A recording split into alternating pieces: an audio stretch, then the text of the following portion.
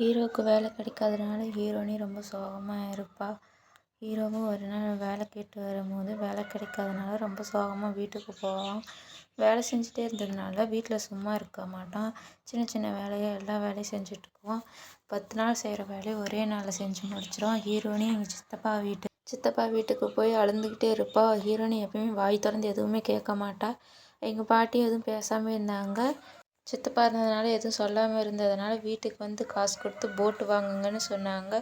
போட்டு வாங்கி ரொம்ப சந்தோஷமாக இருந்தாங்க. ஹீரோயினிக்கும் டெலிவரி பெயின் வருது, குழந்தையும் பிறக்குது. அப்புறம் ஹீரோவும் சொந்த வீடு வாங்கி ஹீரோயினி அங்கே கூட்டிகிட்டு போகிறான்.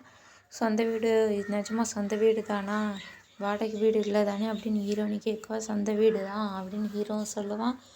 அப்புறம் கொஞ்ச நாள் போனதும் ஹீரோவுக்கு நைட் ஷிஃப்ட்டுங்கனால வேலைக்கு போயிடுவான். எங்கள் அம்மா கனவுல வந்து பக்கத்து வீட்டுக்காரிக்கிட்ட ட்ரக் இருக்குன்னு சொல்லுவாங்க. ஹீரோயினிக்கு ஒன்றும் தெரியாமல் திடீர்னு முழிக்குவா.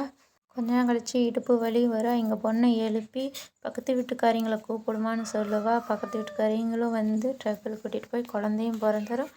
அப்புறம் குழந்த பிறந்து கொஞ்ச நாள் கழிச்சு வைஸ் பிரசிடெண்ட்டும் ஆயிடுவான். ஒரு நாள் ஹீரோ பேர் எழுதுறதுக்கு படகுல ஏற சொல்லுவான். அவங்க பாட்டி ஏறக்கூடாதுன்னு சொல்லியிருப்பாங்க. அதை நினச்சிக்கிட்டு ஹீரோனி நான் ஏறல அப்படின்னுவான். அதெல்லாம் இல்லை, நீ வந்து ஏறு, அப்படிலாம் ஒன்றும் இல்லை அப்படின்னும் ஹீரோ